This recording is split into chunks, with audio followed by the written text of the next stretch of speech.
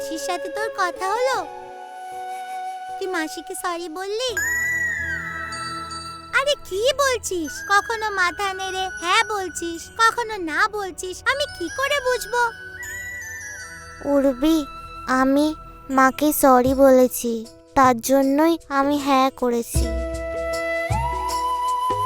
মা আর আমার সাথে ভালো করে কথা বলেনি, তাই জন্যই আমি না বলেছি।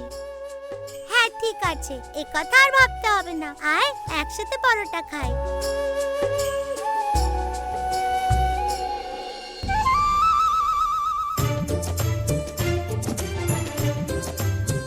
হ্যাঁ হ্যাঁ উর্বি, খেয়ে নেবো।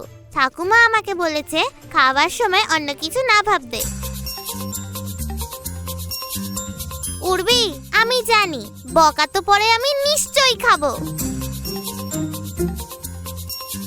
কিন্তু পরোটা এক্ষুনি খাবো। এই বাচ্চাটার খাওয়ার শুধু একটা অজুহাত দরকার। ইতি, তুই পিসিমার কথা শুনিস না। আয় তুই এসে পরোটা খা।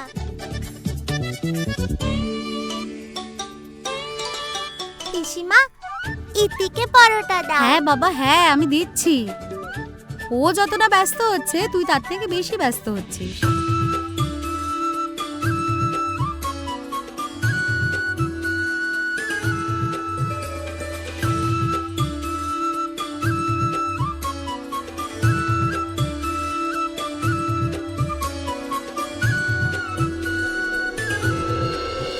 ইতি, মাসির মুড কেমন আছে? তোকে বেশি বকেনি তো? না, বেশি বকাবকি করেনি। আরে আমার সাথে তো ঠিক করে কথাই বলেনি না। কিন্তু উর্বি, মা খুব মনে কষ্ট পেয়েছে, সব আমারই জন্য। তোদের দুজনেরই সব ভুল। তোর কি দরকার ছিল বৌদির ঘর থেকে ওই কাগজটা আনার? তুই কাউকে জিজ্ঞাসা করিসনি? না বলে না কয়ে নিয়ে চলে এলি। ওগুলো অফিসের দরকারি কাগজ না।